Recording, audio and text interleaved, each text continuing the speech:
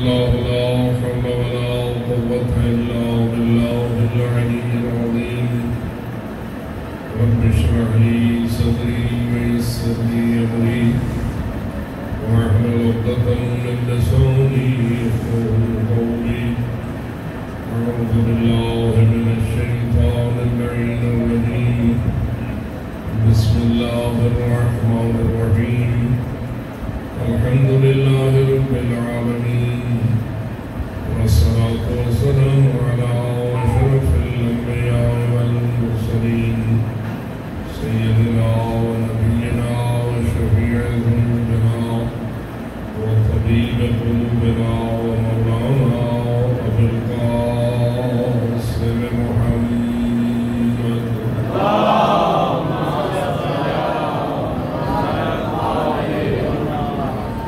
والصلاة والسلام على أهل بيته الطيبين الطاهرين المعصومين الغر الميامين المنتجبين المكرمين الذين قال الله تعالى في شانهم إنما يريد الله ليذهب عنكم الرجس أهل البيت ويطهركم تطهيرا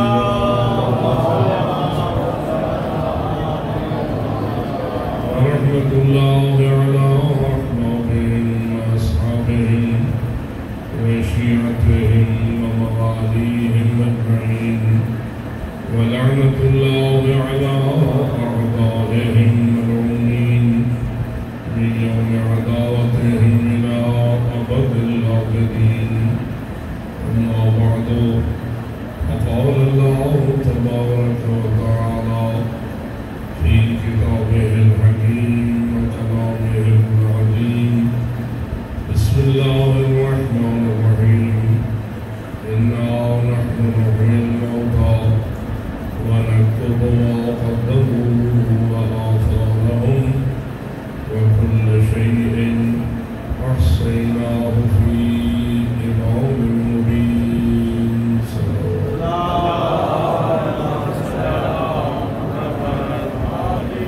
نعرہ تکبیر نعرہ رسالت نعرہ حیدری نعرہ صلوات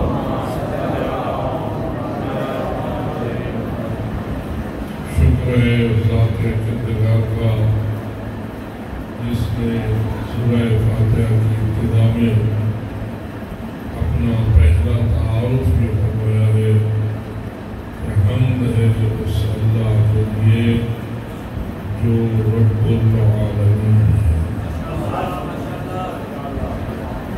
وہ ہمیشہ سے وحدہ لا شریک رب العالمین تھا اور ہمیشہ وحدہ لا شریک رب العالمین ہے۔ شرک سے وہ ناراض ہوتا ہے، شرک سے وہ نفرت کرتا ہے، بلکہ شرک سے اتنا ہی بغض رکھتا ہے جتنا وہ اپنی وحدانیت کے ساتھ محبت ہے۔ جس عبد کو اللہ کی وحدانیت سے محبت ہے وہ محبت بھری صلوات کرتا ہے۔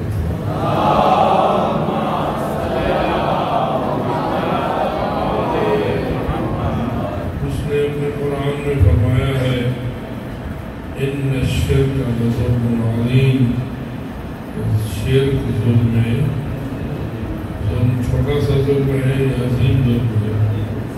شرک کرنا عظیم ظلم ہے۔ اور ہم انسان ہیں اور ہماری سب سے بڑی نعمت جو اللہ نے ہمیں عطا فرمائی ہے وہ نعمت عقل ہے۔ اللہ نے ہمیں عقل مند بنایا ہے۔ زمیندار ہونا بڑی نعمت ہے یا عقل مند ہونا؟ سونے چاندی کے انبار کا مالک مالک ہونا بڑی نعمت ہے یا عقلمند ہونا؟ ایم ایل اے بن جانا بڑی نعمت ہے یا عقلمند ہونا؟ وزیر اعلیٰ، وزیر اعظم یا پریزیڈنٹ بن جانا یا ٹرمپ بن جانا، یہ کوئی اللہ کا بڑا احسان ہے یا بندے کا عقل مند ہونا اللہ کا بڑا احسان ہے؟ جس چیز کو اللہ نے نور عقل سے نوازا ہے وہ شکرانے کی نیت سے باز بلند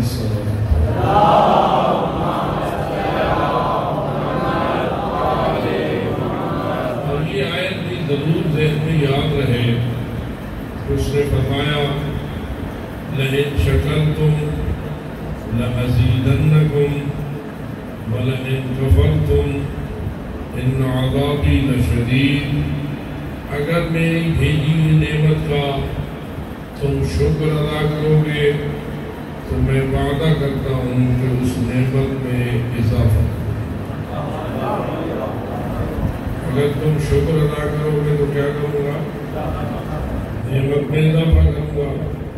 وَلَئِن كَفَرْتُمْ، اور اگر تم نے کفران نعمت کیا، ناشکرے ہوئے، میری دی ہوئی نعمت کا تم نے شکریہ ادا نہ کیا، تو پھر یاد رکھو ان عذابی لشدید، پھر میرا جو عذاب ہوتا ہے نا وہ نرم نہیں ہوتا بلکہ میرا عذاب بڑا سخت ہوتا ہے۔ اب اگر وہ عذاب بھیجنا چاہے تو وہ بڑے بڑے عذاب بھیج سکتا ہے۔ اس نے پتنی گزشتہ اقوام پر کتنے کتنے قسم کے عذاب بھیجے، دریاؤں میں غرق کیا، پانیوں میں غرق کیا، آگ کے عذاب بھیجے، پتھروں کے عذاب بھیجے، بارشوں کے عذاب بھیجے، بڑے بڑے عذاب کو بھیجتا رہا۔ قوم عاد و ثمود وغیرہ کے تذکرے قرآن میں بھرے ہوئے ہیں، لیکن میں کہتا ہوں اور کچھ نہ کرے، اتنا عذاب فقط شروع کرے کہ جس نعمت کا ہم شکریہ ادا نہ کریں وہ نعمت واپس لے لے۔ تو کیا خیال ہے؟ یہ تھوڑا عذاب ہے۔ اب میں بات کر رہا تھا عقل کی، کہ عقل اللہ کی عظیم نعمت ہے۔ اللہ کا وعدہ یہ ہے تم شکر کرو میں نعمت میں اضافہ کروں گا۔ لہذا بندے پر عقل جیسی نعمت بڑھنا چاہیے یا گھٹنا چاہیے؟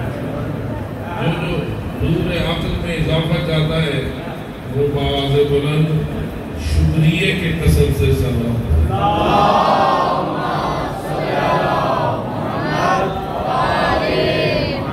اور اگر میں یہ کہہ دوں تو شاید یہ بھی غلط نہ ہو کہ اس نعمت کا شکریہ ادا کرنے کے لیے بہترین مقام مجلس حسین ہے۔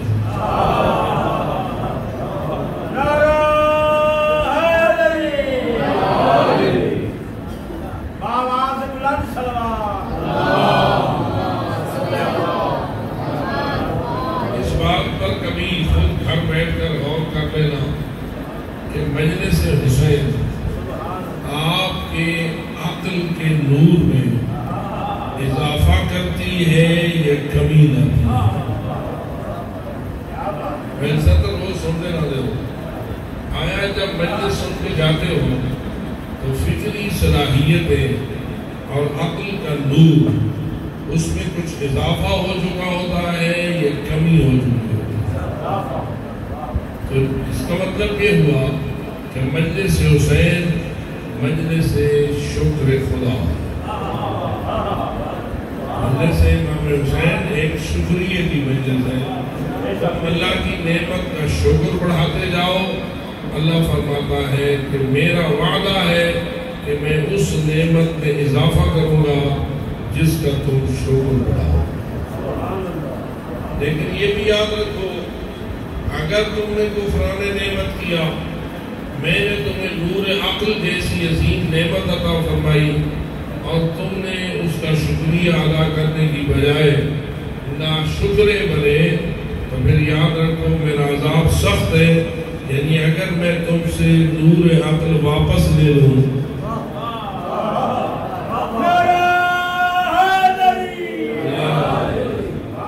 تو یہ کوئی معمولی بات نہیں ہوگی. اور پھر میں یہ بھی کہہ سکتا ہوں مجلس حسین سے محبت نور عقل میں اضافے کا باعث ہے، اور مجلس حسین سے نفرت انسان کو زیادہ عقل مند بناتی ہے یا عقل کو گھٹاتی ہے. جی اب آپ خود ہی جائزہ لے لیا کریں، جو لوگ مجلس حسین سے بغض رکھتے ہیں آیا ان کے پاس عقل نظر آتی ہے یا بے عقلے ہوتے ہیں؟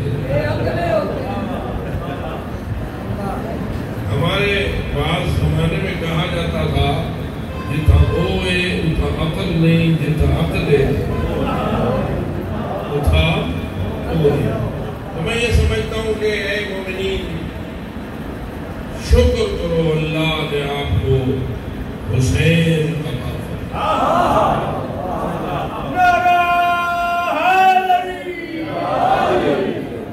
اور نعمتیں اتنی اہمیت نہیں رکھتی جتنی نور عقل اہمیت رکھتی.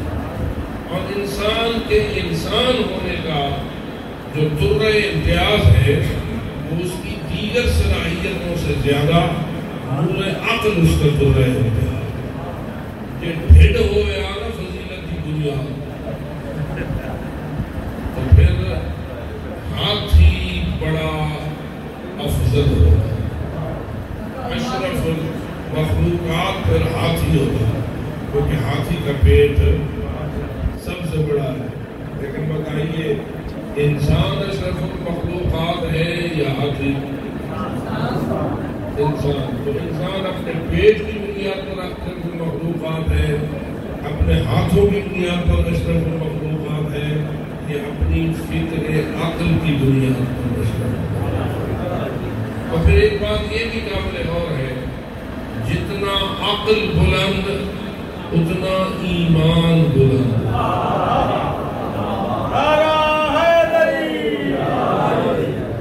اور یہ نہ سمجھیے کہ ایمان کیا ہے، یہ پاک رسول سے پوچھ دیتے ہیں کہ یا رسول اللہ ایمان کیا ہے، تو رسول اکرم فرماتے ہیں یا علی حبک ایمان.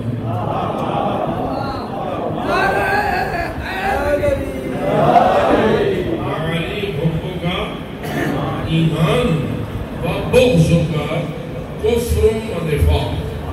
یعنی آپ کی محبت ایمان ہے اور آپ کا بغض کفر بھی ہے، نفاق بھی ہے. کبھی کبھی سوچتا ہوں یا رسول اللہ آپ نے محبت کے لیے ایک بات کی، محبت کے لیے ایک لفظ بولا یا علی حبک ایمان. جب بغض علی کا ذکر فرمایا تو ایک لفظ نہیں بولا، دو بولے ہیں، کفر و نفاق. وجہ ہو رہی ہے، محبت کے لیے کہا ایمان، بغض کے لیے کیا کہا؟ کفر اور نفاق. اگر اس کی سادہ سے وضاحت کروں تو اتنا تو کہہ سکتا ہوں کہ بغض جو ہوتا ہے وہ دو طرح کا ہوتا ہے. ایک یہ ہوتا ہے کہ اندر بھی بغض ہو، ظاہر بھی بغض ہو. علی سے بغض رکھے اور پھر ظاہر بھی ایسا کرے کہ وہ علی سے بغض رکھتا ہے، گالیاں نکالے علی کو اور بکواسات کرے مولا علی کو. اندر بھی بغض اور باہر بھی بغض. دوسری قسم بغض کی یہ ہوتی ہے کہ اندر تو بغض ہو، اوپر سے کہے تو صحیح منے دے.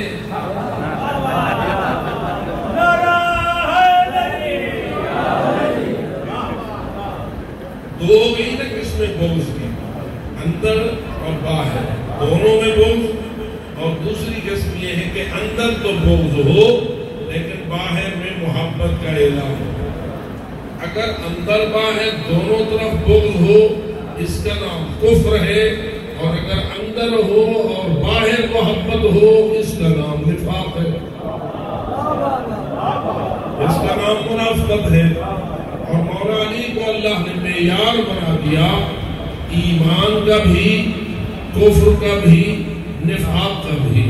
اگر پرکھ نہ ہو کہ اس کے اندر ایمان ہے تو دیکھ لو، اگر اندر باہر ایمان ہے تو محبت ہے تو ایمان، اور اگر بغض ہے اندر ہو تو منافقت، باہر ہو تو کفر۔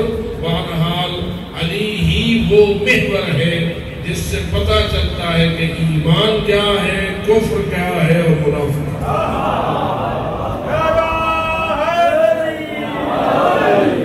اور یہ سوال بھی پیدا ہو سکتا ہے، وقت تو بہت تھوڑا ہے، بات سے بات تو نکل ہی سکتی ہے، یا رسول اللہ آپ نے یہ کیوں نہیں کہا میری محبت ایمان ہے؟ ذرا فرمائیے مسلمان کے دل میں پاک رسول کی محبت ہونی چاہیے یا نہیں؟ مومن کے دل میں پاک رسول سے محبت ہونی چاہیے یا نہیں؟ ہونی چاہیے۔ کیا ایسا مومن بھی ہو سکتا ہے کہ رسول سے بغض رکھے اور ہوئے مومن؟ یہ تو نہیں ہو سکتا۔ بات تو ایسے ہی ہے، لیکن جب رسول اکرم تعارف فرمانا چاہتے ہیں تو یہ نہیں کہتے میری محبت ایمان ہے، فرماتے ہیں یا علی تیری محبت ایمان ہے۔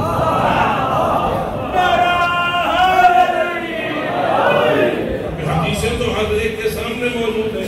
اور یا رسول اللہ اپنی ہی محبت کو آپ ایمان کا معیار بنا دیتے، اپنی ہی دشمنی کو آپ کفر کا معیار بنا دیتے۔ آپ نے اپنی محبت کی بات نہیں کی، علی کی محبت کی بات کی۔ اس میں راز کیا ہے؟ تو شاید راز یہی ہو کہ اللہ کے رسول جانتے تھے کئی ایسے ہوں گے علی سے رکھیں گے بغض، میری محبت کا دعویٰ کریں گے، کئی ایسے ہوں گے جو علی سے بغض رکھ کے رسول سے محبت کا دعویٰ کریں گے اور لوگوں کو دھوکہ دیں گے کہ ہم بڑے مومن ہیں، اس لیے رسول اکرم نے بتا دیا میرے اور علی میں کوئی فرق نہیں، وہ میرا نفس ہے۔ نعرہ تکبیر، نعرہ رسالہ، یا رسول اللہ، نعرہ حیدری۔ علی نفس نبی ہے، علی منی ہے، یا علی انت منی، تو مجھ سے ہے اور میں تجھ سے ہوں۔ اور رسول اکرم نے قیامت تک کے لیے واضح کر دیا اگر کوئی علی کا بغض رکھے، مجھ سے محبت کا دعویٰ کرے، سمجھ لینا کہ وہ مومن نہیں ہو سکتا، اس لیے کہ مومن ہونے کا معیار فقط میری محبت نہیں، میرے نفس سے بھی محبت ہونی چاہیے، منی سے بھی محبت ہونی چاہیے۔ بلکہ اگر تھوڑا سا آگے بڑھو تو رسول اکرم نے حدیث قصہ کے مفہوم میں تو یہ کہہ دیا انہم منی وانا منہم، یہ جتنے چادر کے نیچے ہیں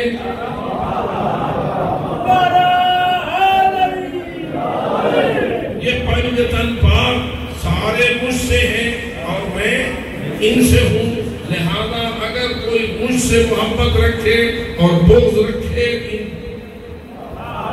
اہل البیت ہستیوں سے، تو دھوکہ نہ کھانا، نہ سمجھنا کہ میری محبت کی وجہ سے وہ ایمان کے دائرے میں آ گیا ہے۔ ایمان کے دائرے میں اس وقت تک نہیں آئے گا جب تک 5، 12 اور 14 سے محبت نہیں ہے۔ تو جس دل میں محبت ہے، جہاد کا معصومین ہے، شکریہ کے لیے مواز بلند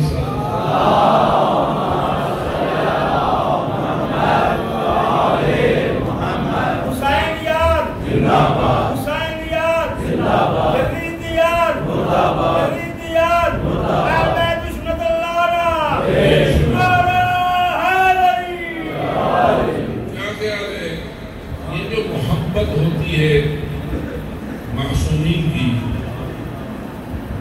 یہ ایک جگہ رکی رہتی ہے یا اس میں اضافہ اور کمی بھی ہو سکتا ہے؟ یہ کہنے ہوئے محبت رسول کی، محبت آل رسول کی. ذرا ایک صلوات باوازن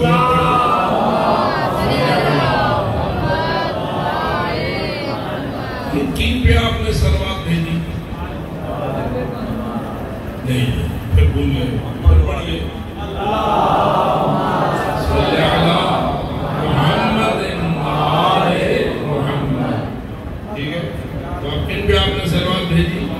محمد و آل محمد پر. فرمائیے یہ صلوات فقط آپ جو شیعان آل محمد کہلاتے ہیں وہ بھیجتے ہیں یا سارے مسلمان بھیجتے ہیں؟ تعصبی نہ کریں، آپ سچ بولیں. کہیں والے اس نے جاؤ بتائیے سارے مسلمان صلوات بھیجتے ہیں یا نہیں؟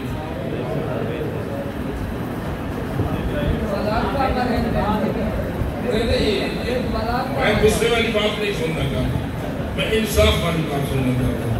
بتائیے جتنے فرقے ہیں ہر فرقے میں نماز ہے؟ جی نماز ہے. ہر نماز میں تشہد ہے، ہر تشہد میں صلوات ہے. فقط آپ کے تشہد میں ہے یا دیوبندی، بریلوی، اہل حدیث، بولیے مقلد غیر مقلد سب کی نماز میں تشہد ہے اور ہر تشہد میں صلوات ہے. کیوں انکار کرے؟ تو جنازہ پڑھتے ہیں تو بھی صلوات پڑھتے ہیں یا نہیں؟ فقط ایک حرف کا فرق ہے. آپ پڑھتے ہیں اللہم صلی علی محمد و آل محمد، وہ پڑھتے ہیں اللہم صلی علی محمد و علی آل محمد. آگے وہ پڑھ لیتے ہیں کما صلیت علی ابراہیم و آل ابراہیم انک حمید مجید. کیا اس کے آپ بھی قائل ہیں یا نہیں؟ حضرت ابراہیم اور آل ابراہیم پر صلوات کو آپ مانتے ہیں یا نہیں؟ مانتے ہیں. بلکہ جنازے میں تو ہم اس سے زیادہ اچھے الفاظ میں پڑھتے ہیں. اگر آپ سنتے ہیں جنازہ، کیونکہ آپ کا پیش نماز جب جنازہ پڑھ رہا ہوتا ہے تو آہستہ سے پڑھ رہا ہوتا ہے یا اونچے آواز سے آپ سن رہے ہوتے ہیں. پہلی دوسری تکبیر کے بعد پڑھی جاتی ہے صلوات. اس میں پڑھا جاتا ہے اللہم صلی علی محمد و آل محمد کافضل ما صلیت علی ابراہیم و آل ابراہیم انک حمید مجید. اے اللہ محمد و آل محمد پر صلوات بھیج، اس صلوات سے بھی افضل جو تم نے حضرت ابراہیم اور آل ابراہیم پر بھیجی ہے. تو آپ اس صلوات کو مانتے ہیں یا نہیں؟ مانتے ہیں. مانتے ہیں تو مجھے ذرا یہ بتائیے ابراہیم علیہ السلام لائے کے صلوات ہیں اور ان کی آل کیوں لائے کے صلوات ہیں؟ اس لیے جو حضرت ابراہیم کی آل ہے، ٹھیک ہے، اس لیے کہ وہ حضرت ابراہیم کی آل ہے. تو ہمارا سوال یہ ہے ابراہیم جو کہ رسول اکرم سے افضل نہیں ہے، ان کی آل لائے کے صلوات ہو اور محمد مصطفیٰ جو حضرت ابراہیم سے افضل ہے، سید المرسلین کون ہے، سید الانبیاء کون ہے، 1,24,000 نبیوں کے سردار کون ہیں، وہ کون ہستی ہے جس کی وجہ سے باقی نبیوں کو نبوت ملی ہے؟ وہ کون ہستی ہے جس کے متعلق ہر نبی اللہ سے التجا کر رہا ہے اللہ مجھے امت محمد میں محشور فرما؟ تو سب کا سردار کون ہے؟ حضرت محمد ہے. اگر حضرت محمد مصطفیٰ لائے کے صلوات ہیں ابراہیم علیہ السلام کی وجہ سے، ان کی آل لائے کے صلوات ہو، ان کے سردار کی وجہ سے، ان کی آل لائے کے صلوات نہیں ہونی چاہیے. ایک تو یہ. دوسرا یہ کہ آپ کس عقیدے سے صلوات بھیجتے ہیں. صلوات تو بھیجتے ہیں نا محمد و آل محمد پر. محمد و آل محمد کو آپ سب سے افضل، سب سے اشرف، سب سے اعلیٰ، سب سے اولیٰ اور سب کا مولا سمجھتے ہوئے صلوات بھیجتے ہو یا سب کے برابر سمجھتے ہوئے صلوات؟ اور کیجیے. یہ جس وقت حضرت رسول اکرم غدیر کے میدان میں کھڑے تھے کہ غدیر کا جشن پھر آنے والا ہے، اور آپ نے مولا علی کا ہاتھ پکڑا تھا، پالانوں کے ممبر پہ کھڑے تھے، سارے ٹینڈ شدہ حاجی دھوپ پہ بیٹھے تھے. میں ذرا حاجی صاحبان کو یاد دلا رہا ہوں.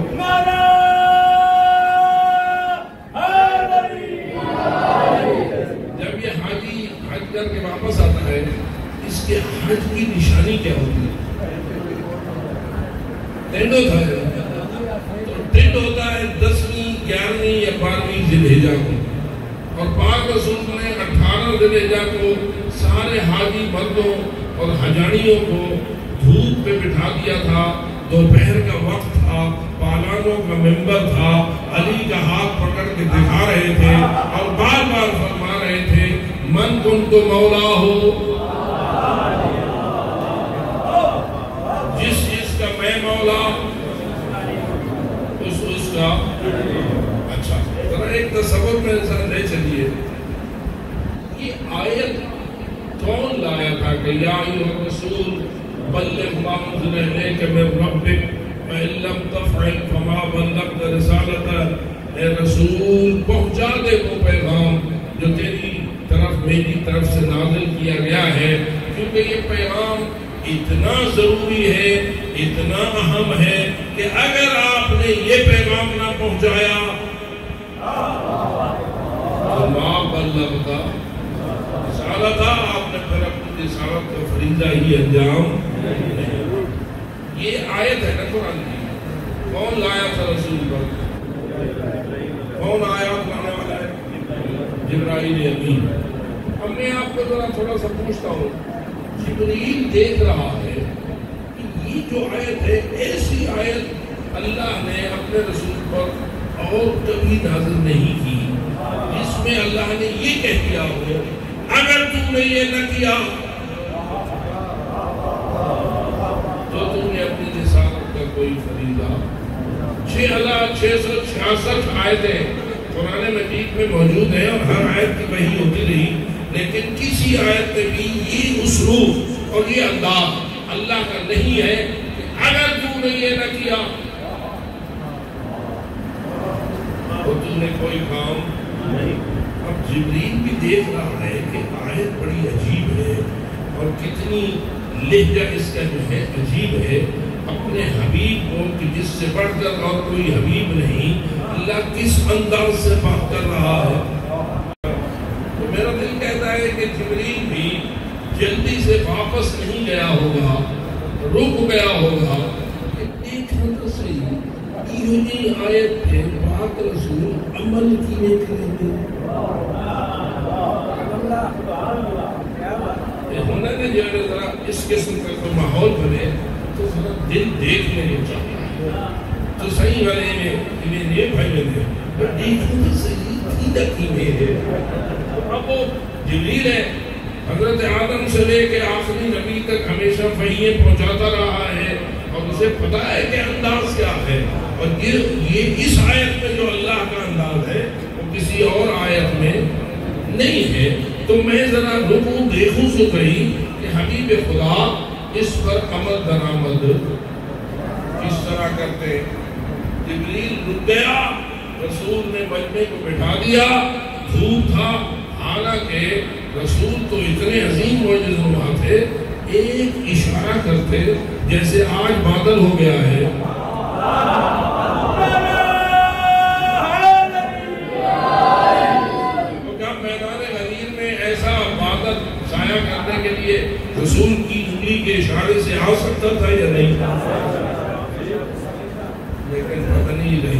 رعوف رہے رسول نے، اس نے انگلی کا اشارہ کیوں نہیں کیا؟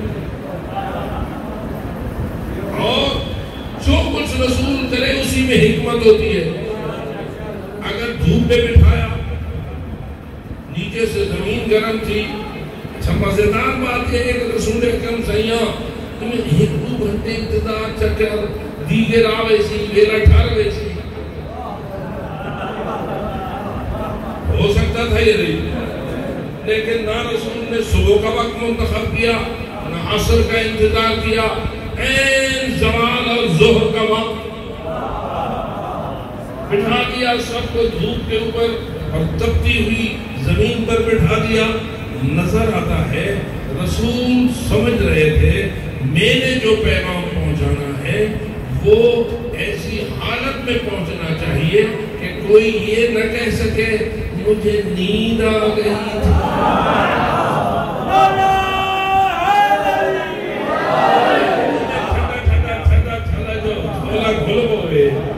تھکے بندھے آویں دیئے گھیریے نہیں آتی، تو رسول اکرم بھی سوچ رہے تھے آج میرا پیغام بڑا ضروری ہے، بڑا اہم ہے، پیغام ولایت علی ہے، تو کسی کو اونگ بھی نہیں آنا چاہیے، تنو تلوے سڑے، اتو دھوپ ساڑے، ہوا گرم ہوئے، علی نظر آوے،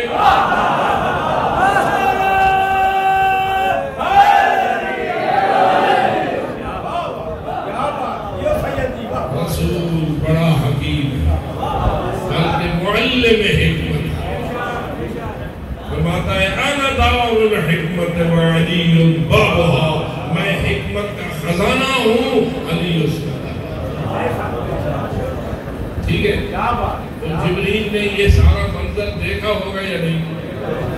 دیکھ رہا ہے۔ اب رسول پہنچے اپنے اس خطبے کی ٹیپ کے مصرے، پتہ نہیں تو آپ کو ٹیپ کا مصرے پتہ لگتی ہے، رسول پہنچے ٹیپ کے مصرے پر، کیا کہہ رہے ہیں؟ الَسْتُ أَوْلَىٰ بِكُم مِّنْ أَنفُسِكُم، کیا تم سب کی جانوں پر تمہارے حق سے زیادہ میرا حق زیادہ ہے یا نہیں؟ اب آپ سارے کلمہ رسالت پڑھتے ہیں یا نہیں؟ محمد رسول اللہ پر ایمان رکھتے ہیں یا نہیں؟ اشہد ان محمد رسول اللہ پڑھتے ہیں یا نہیں؟ اذان میں، اقامت میں، تشہد میں، ہر جگہ۔ آپ سے اگر رسول پوچھے کہ آپ کی جان پر آپ کا حق زیادہ ہے یا مجھ رسول کا،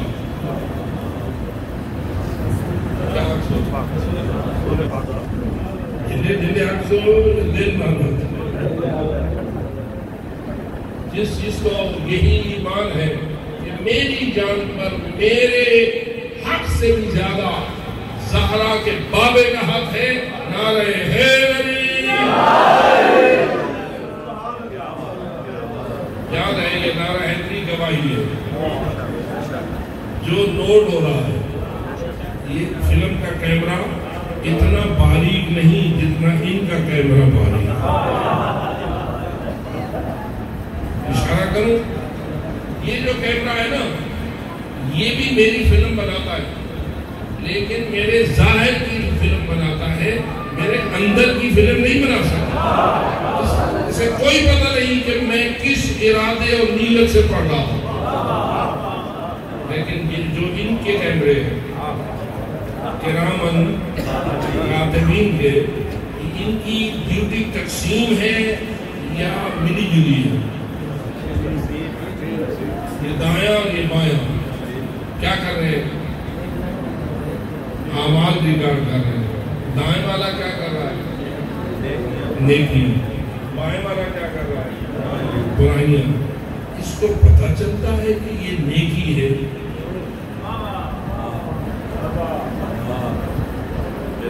کیا ایسا بھی ہو سکتا ہے بندہ نماز پڑھے نیکی نہ بنے؟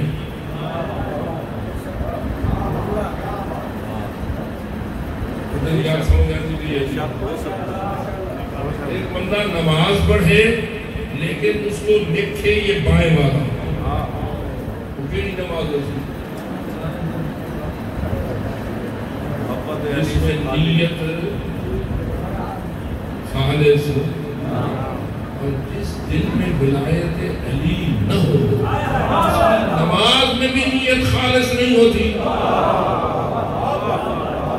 میں نہیں کہہ رہا، رسول فرما رہے ہیں اگر کوئی حضرت نوح سے لمبی عمر پائے، ہر رات عبادت، ہر دن روزہ، ہر سال حج، کوئی احد جتنا سونا راہ خدا میں تقسیم، آخر میں صفا و مروا کے درمیان بے جرم و خطا قتل،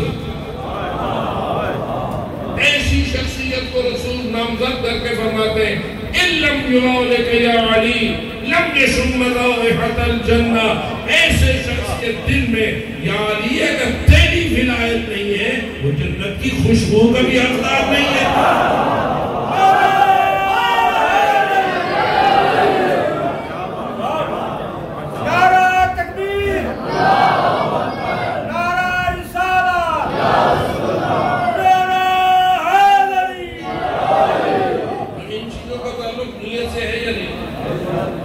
حب علی کا تعلق، نیت سے بغض علی کا تعلق، اندر نہ لے یا باہر نہ لے، محبت ہاتھ کرتا ہے یا دل کرتا ہے، بغض بھی اندر ہے، تو بہت ساری باتیں اندر ہیں، ان کو اگر پتہ نہ چلے تو کس کو کیا پتہ چلے اندر کیا ہے، نیکی ہے یا برائی؟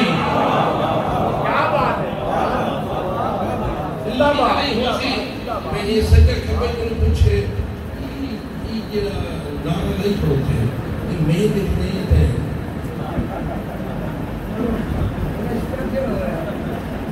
ادھر نراسی کیا خیال ہے لگائے نعرہ علی لکھے یہ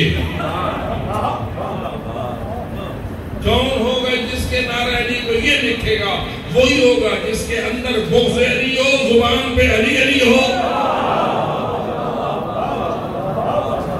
کون لکھے سی کھبا یا سجا کھبا لکھے سی اندر کا پتہ لگ دے تو لکھے سی پتہ نہیں بات میں نہیں سمجھ آئی ہے یہ نہیں۔ اس کا مطلب یہ ہوا کہ کرامن کاتبین کو اللہ نے ایسا نہیں بنایا جیسے عام انسان ہے کہ اس کو ظاہر کا پتہ چلتا ہے اندر کا پتہ نہیں چلتا۔ اللہ نے ان کی ڈیوٹی تقسیم کر کے بتا دیا ہے کہ یہ اندر کو دیکھتے ہیں، جن کے اندر میں حب ہوتی ہے ان کا یہ لکھتا ہے۔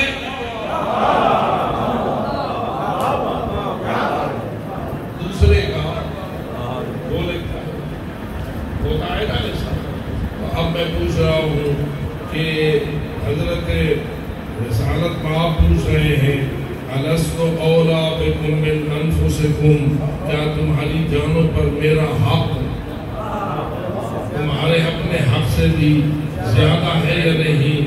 سب نے کہا تھا بلا یا رسول اللہ یا کسی نے کہا؟ سب نے ہاتھ اٹھائے تھے، قالوا بلا یا رسول اللہ۔ بلا یا رسول اللہ علیہ نعرہ کس لکھا؟ سجے لکھا سارے نے واسطے یا سارے نے کھپے لکھا یا ملی جلی گا؟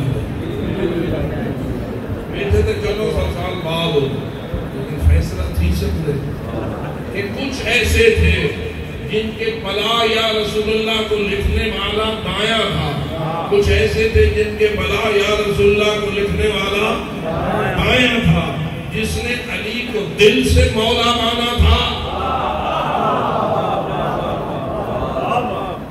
اس کا دائیں نے لکھا تھا، اور جس نے اتو اندروں کو گھور سلا اس کو تو بائیں نے لکھنا ہے نا، کیونکہ بائیں جانتا ہے یہ کہاں سے کہہ رہا ہے بلا یا رسول اللہ۔ اور یہی وجہ ہے کہ 70 دن بعد رسول اکرم کی وفات ہوئی، اعلان غدیر کے کتنے دن بعد؟ 70 دن بعد، اور 70 دن بعد پتہ چل گیا کس کے اندر ہے مولا ہونا اور کس کے اندر مولا نہیں۔ آپ کا عقیدہ کیا ہے؟ رسول اکرم ہم سب کے مولا ہیں، رسول کا فرمایا جس چیز کا میں مولا ہوں اس کا یہ علی مولا ہے۔ اگر نبی کو مولا مانے علی کو نہ مانے، کوئی بندہ نبی کو مولا مانے علی کو مولا نہ مانے، کیا اس نے نبی کو مولا مانا؟ نہ مانا۔ اللہ کے نزدیک اس کا نبی کو مولا ماننا قبول نہیں۔ اگر پلٹ کے کہہ دوں، اگر علی کو مولا مانے نبی کو مولا نہ مانے، اس کا علی کو مولا ماننا قبول ہوگا نہیں۔ سچ وہ ہے جو نبی کو بھی مولا مانے علی کو بھی، پہلے نبی مولا پھر علی مولا، جس کا یہی عقیدہ ہے نعرہ حیدری۔ اب جبریل بھی وہاں کھڑا ہے اس مجمع میں، جبریل امین بھی کھڑا ہے۔ رسول پوچھ رہے ہیں تم میں سے کس کس کی جان پر میرا حق زیادہ ہے؟ جبریل کیا کہے گا؟ دسو سے جبریل وہاں ہاں کرے یا نہ کرے یا چپ رہے؟ میں تو یہ کہوں گا اگر ہاں نہ کرے تو جبریل ہی نہیں، جبریل تو اول سے جانتا ہے کہ انا وعلی من نور واحد، میں اور علی تو دونوں ایک نور سے ہے۔ جبریل کو پرانے ہیں یا نئے ہیں؟ جی پرانا ہے نا۔ جب سے نور نبی و علی خلق ہوا اس کے بعد جبریل آ گیا، اس کو پتا چل گیا کہ میرا مولا کون کون۔ حضرت آدم علیہ السلام نے جب 5 انوار کو چمکتا ہوا دیکھا تو پوچھا یا اللہ ان کو تم نے مجھ سے پہلے خلق کر رکھا ہے؟ جواب الہی آیا ہاں انہیں میں نے تجھ سے پہلے خلق کیا ہے، تیری نسل سے بھی آئیں گے، لیکن یاد رکھ اگر انہیں خلق نہ کرتا تو تجھے بھی خلق نہ کرتا۔ تو جو رہی ہے مولا ہے یا نہیں، ہمیں آج بھی ماننا چاہیے یا نہیں؟ فقط وہ ہمت نہیں جنہیں دھوپتے بیٹھے ہیں یا جنہیں چھانتے بیٹھے ہیں، یہ جنہیں بابو بارس کو بچ کے دے امام بارگاہ میں چھت دلے آج آ بیٹھے ہو، یہ تم بھی مولا مانتے ہو؟ جو مانتا ہے علی کو مولا، نعرہ حیدری۔ بس آخری بات کہتا ہوں، یہ جو مولا مانتا ہے وہ اپنے اوپر اپنے حق سے بھی زیادہ حق مولا کا مانتا ہے یا نہیں؟ یہی مانا ہے کہ میرا اپنی جان پر بھی اتنا حق نہیں ہے جتنا میرے مولا کا۔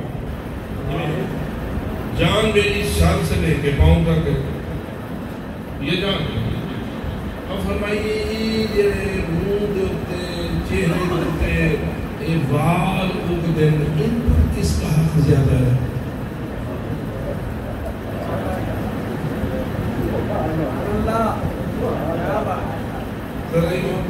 ناراض نہ تھے، ان کو کیا کہتے ہیں؟ داڑھی، ریش مبارک۔ اس ریش مبارک پر میرا حق زیادہ ہے یا میرے مولا کا؟ مولا 14 ہے، مولا کتنے ہیں؟ 14 ہے۔ ان 14 کا حق میری ریش پر زیادہ ہے یا میرا اپنا حق زیادہ ہے؟ 14 کا حق زیادہ ہے۔ اگر 14 کہتے ہیں ان کو چٹ نہ کر،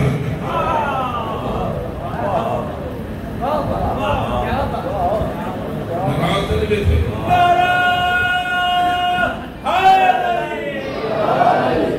مولا کہتے ہیں کہ ان چند بالوں کو چٹ نہ کر، کوئی بھی آتا بھی میں اس کا نام نہیں لیتا، کوئی اٹھائے اندر باہر سے وہ تجھے کہہ رہا ہے ان کو چٹ کر۔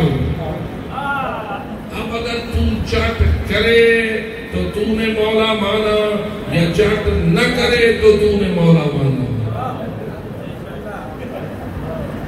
میں تو یوں کہہ دوں گا اگر کسی غیر کے کہنے پہ چٹ کر دے تو تو نے اس کو مولا مانا۔ اللہ تک پہنچا یا نہیں؟ پھر لفظی طور پر تو 14 کو مولا کہا ہے، زبان کی نوک سے تو 14 کو مولا کہہ رہا ہے، لیکن تیرا عمل پکار کر کہہ رہا ہے تو 14 کو نہیں مانتا۔ تو اپنی اس بیگم کو مانتا ہے مولا، اے تیری گاڑی جب میں رہی۔ اس لیے ان خواتین کو بھی متوجہ کرو، اگر کنیزان زہرا ہو اور تمہاری مولا زہرا اور زہرا کی اولاد ہے تو خبردار اللہ کے حکم اور رسول و جہاد معصومین کے حکم کی مخالفت پر اپنے شوہر کو آمادہ نہ کرو، بلکہ وہ مخالفت کرے تو تم اسے روکو، تب تم محمد و آل محمد کی کنیزیں ہو، تب تم زہرائے بطول کی کنیزیں ہو، اور تب تم زینب کبریٰ صلی اللہ علیہ وسلم۔ اگر الٹا مجلس میں آئے تو زینب کبریٰ کو روئے، اور گھر جائے تو بی بی طاہرہ کے احکام کی مخالفت پر اپنے شوہر یا اپنی اولاد یا اپنی بیٹیوں یا اپنے بیٹوں یا اپنے دیگر رشتہ داروں کو آمادہ کرے، تو یاد رکھے تیرا مجلس میں بیٹھ کر آنسو بہانا بی بی زینب کبریٰ کو قبول نہیں ہے، اس لیے کہ بی بی دیکھ رہی تھی، رو تو وہ بھی رہے تھے جو قتل کر رہے تھے۔ کیا یاد ہے تجھے یا نہیں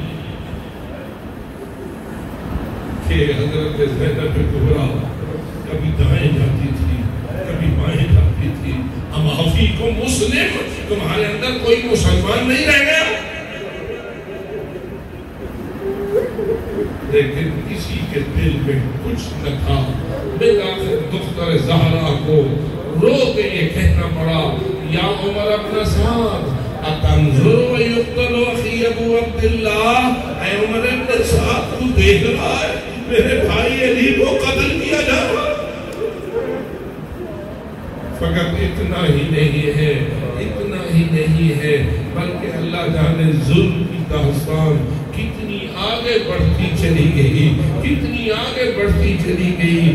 وہ وقت کتنا سخت تھا جس امام سجاد نے بیان کیا کہ میں بستر محض پر تھا اور میں نے سنا آواز آئی، الا قتل الحسین الا قتل الحسین بکربلا، حسین کربلا پہ مارے گئے۔ میرے کان پہ اس صدا کا پہنچنا تھا، میرا دل دھک سے بیٹھ گیا اور میں سوچنے لگا اب جب بابا بھی شہید ہو گئے تو ان بیویوں کا کون ہوگا، ان بیویوں کا کون ہوگا؟ آپ جانتے ہیں کہ جب تک مولا حسین زندہ رہے کسی بدبخت کو خیموں کی طرف جانے کی جسارت نہ ہوگی، کسی ملعون نے بیویوں کی طرف جانے کی جرأت نہ کی، لیکن جب مولا حسین کا سر نو کے سروں پہ چڑھ گیا تو اس وقت امام سجاد فرماتے میں پریشان ہو گیا، ان بیویوں کے ساتھ کیا ہوگا؟ بس ابھی میں پریشان ہو ہی رہا تھا کہ میں نے دیکھا خیموں کے دروازے پر چند قاتل قسم کے فوجی ہاتھوں میں لیے ننگے لیتے آئے ہیں درے زہرا کے اوپر، لیکن کیا انہوں نے وہاں کھڑے ہو کر کوئی سلام کیا؟ وہاں کھڑے ہو کر کوئی عزت مند کیا؟ نہ امام سجاد فرماتے لیکن نیزے گھسے ان خیموں میں جن میں زہرا جائیاں سارا دن شہیدوں پہ روتی رہی، سارا دن شہیدوں پہ روتی رہی تھی، کبھی علی اکبر کے لاشے پہ روتی تھی، کبھی قاسم کے لاشے پہ روتی تھی، کبھی آن و محمد کا جنازہ رو رہا تھا، کبھی علی اصغر کا تڑپتا ہوا لاشا رواح کی گود میں تھا اور بیویاں اس پر رو رہی تھی۔ یہ رونے والی بیویاں ابھی ان کی آنکھوں کے آنسو رکے نہ تھے، بلکہ یہ جملے ہیں بعض تعریفوں میں کہ بیویاں کہتی تھیں واجری خطعینا، آئے ہماری تو آنکھیں زخمی ہو چکی، ہماری آنکھیں تو زخمی ہو چکی ہیں اور ہونا ہی چاہیے، سارا دن جو بیوی تو کیسے ہماری بیویاں اس وقت کس مصیبت کے شکار ہوئی جب قاتل اکبر، قاتل قاسم، قاتل قوم محمد یہ سارے بڑھے ہاتھوں میں لیے نیزے اور گھس گئے ان خیموں میں جن میں یہ بیویاں رو رہی تھیں۔ اب خود ہی بتا منظر کیا تھا، بیویوں پہ جو نیزوں والے حملہ آور ہوئے تو من خیمت لنا خیمت ومن خیمہ لنا خیمہ، اس خیمے سے دوڑ کے اس خیمے میں جاتی تھی، اس چادر سے دوڑ کے اس چادر میں جاتی تھی۔ آگے آگے زہرا جویاں، پیچھے پیچھے قاتلوں کے نیزے۔ اب بتا حال ہو تو کیا ہو، اور دیکھے سید سجاد تو کیا دیکھے، کسی کے سر کی چادر اتر رہی ہے، کسی کے زیور اتر رہے ہیں، اور منظر یہ ہے ایک بدبخت ازلی ایک بیوی کے پاؤں سے پازیب اتار رہا ہے، پازیب اتار رہا ہے اور رو بھی رہا ہے، اور بیوی پوچھ رہی ہے اگر روتا ہے تو لوٹتا کیوں ہے، اگر لوٹتا ہے تو روتا کیوں ہے؟ بس آخری جملے، اور وہ بدبخت کہتا ہے روتا اس لیے ہوں جانتا ہوں اپنے نبی کی بیٹی کو، روتا اس لیے ہوں کہ جانتا ہوں اپنے نبی کی بیٹی کا لوٹ رہا ہوں۔ اے ظالم تو کیوں لوٹ رہا ہے، نہ لوٹنا۔ جواب میں کہتا ہے میں نے یہ زیور نہ اتارا، کوئی اور لے جائے، کوئی اور کیوں لے جائے، پھر میں ہی کیوں نہ لے جاؤں۔ عزادارو، اس قسم کے خبیث اور اس قسم کے یزیدی صفت والے بے ایمان پیچھے لگ گئے رسول کی بیٹی۔ بتا سجاد کے جگر پہ کیا گزرے، امام غیرت مرد کے جگر پہ کیا گزرے، لیکن یہ سارے مسائل کے پہاڑ ہیں جو ان ہماری مولا ہستیوں نے برداشت کیے ہیں تاکہ ہمارے لیے دین زندہ رکھیں اور ہمارے ایمان کو مضبوط رکھیں۔ خداوندہ تجھے ان پاک شہیدوں کو صدقہ ہماری مجلس کو قبول و منظور فرما، اور اسے ہمارے مرحوم کی روح طیب کو ایثار فرما، دیگر تمام مرحوم مومنین و مومنات کو اس میں حصہ وافر عطا فرما۔ خداوندہ جو اس محفل میں شریک ہوا اس کی شرکت کو عبادت شمار فرما، اس عبادت کو قبول اور منظور فرما۔ میرے مالک ہم پر رحم و کرم فرما، ہمارے صغیرہ و کبیرہ مولانا مجسد صاحب جنہوں نے اس مجلس کے قیام کے لیے کوشش کی، ان کی توفیقات خیر میں اضافہ، جتنے بھی حاضر ہوئے اس مجلس میں سب کی حاضری کو قبول فرما، اور تمام کے بزرگان میں اس ثواب کو نشر فرما۔ خداوندہ ہماری تمام مشکلات حل فرما، بیماروں کو شفا، بے روزگاروں کو روزگار، مفروضوں کے قرض ادا فرما، ہمیں باہمی الفت و محبت شر شیطان سے محفوظ فرما، شر دشمنان سے محفوظ، علماء حق کا سایہ دراز فرما، مراج اعظام کی حفاظت فرما، محمر معظم کو سلامتی عطا فرما، قائد ملت کو تائید نصیب فرما، جہاں جہاں ہیں اہل ایمان ان کی جان و مال و عزت کی حفاظت فرما، ہم سب پر اپنی رحمتیں اور برکتیں زیادہ سے زیادہ تعداد میں نازل فرما، دنیا میں بھی اور آخرت میں بھی ہمیں اپنی رحمتوں کا حقدار قرار دے۔ خداوندہ ہماری موت آسان فرما، ہماری قبر آسان فرما، ہمارا حشر آسان فرما۔ خداوندہ مولانا صاحب کے یتیموں کی سرپرستی فرما اور ان کو ہر مشکل میں مدد نصیب فرما۔ دیگر کے جتنے اہل ایمان جو تمنائیں لے کر آئے ہیں میرے مالک، ہر ایک کی تمنا کو پورا فرما۔ خداوندہ حق محمد و آل محمد اس جامعہ کو، اس دانشگاہ کو زیادہ سے زیادہ ترقی عطا فرما، اس کے مدرسین اور اس کے طلباء کی توفیقات خیر میں اضافہ فرما، اور مومنین مومنات کو اس کی طرف زیادہ سے زیادہ متوجہ ہونے کی توفیق عطا فرما، اور جو کمیاں کمزوریاں اس درسگاہ میں ہیں اپنی مہربانی کے بغیر انہیں جلد از جلد دور فرما، اور اسے دل دگنی اور آنسو غنی ترقی نصیب فرما، اہل ایمان کو متحد رہنے کی توفیق عطا فرما، باہمی منافرت سے محفوظ فرما، شر دشمنان سے محفوظ فرما۔ خدا ہم پر اپنی رحمت و برکت نازل فرما، ہمارے مولا کے ظہور میں تعجیل فرما، اس کے لیے بآواز بلند صلی اللہ